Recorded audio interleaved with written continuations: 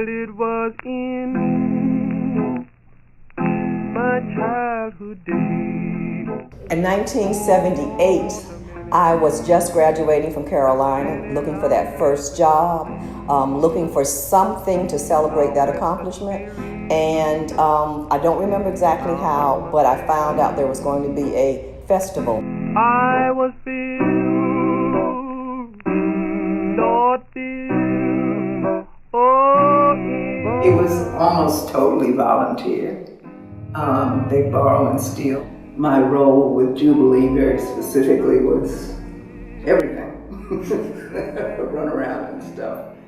And to bring some pleasure and joy to our existence, which was not hard, it was not easy to do in the climate of when Cecilia lived.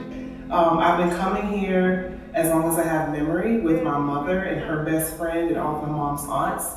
So I have a really long history of participating in this festival. I've been making sweetgrass baskets since 1990. I've been coming to Jubilee for more than 10 years. And I continue to come back because I think it's important for people to know the history of sweetgrass baskets, that it originated in Africa, and when the slaves were brought to this country, this was the type of basketry that they brought with them. moving over rocks, God knows and I think the community impact of Jubilee is the fact that it's a continuing development of pride and understanding of the rich heritage of African Americans here in Columbia, South Carolina. I think that Jubilee is going strong still after 40 years because of the fact that it's a very authentic, joyful celebration of African American history and culture. And it's just a place where the community can kind of come together and just, celebrate all of the contributions of African Americans to the Midlands. Our way of life always involves some level of celebration. And as hard as that, as I said, as hard as that was, it still was. I think it's always good to have one event where people can learn about maybe parts of our culture that they didn't know, or they weren't taught in school, or just it didn't cover it up in literally history. And I think that's why it's significant. It has always been a very important part of Columbia.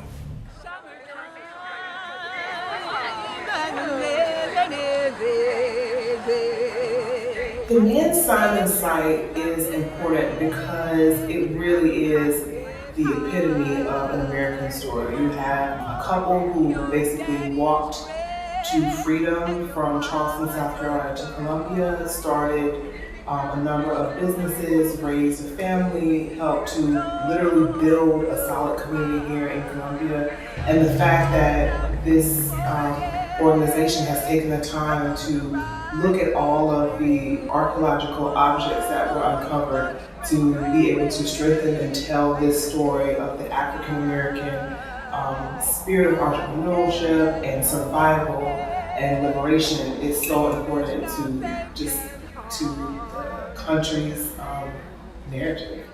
It's a different picture in the sense of a free woman living on her own initially, obtaining property, and then living a successful existence in those days and times at that historical point. It's a visible symbol.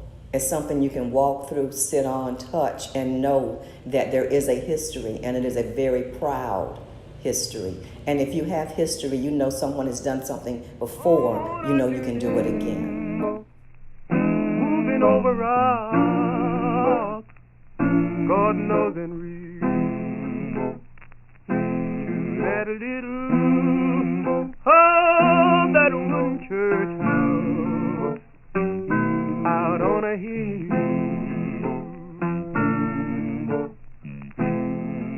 Well, when that old-fashioned preacher, oh Lord,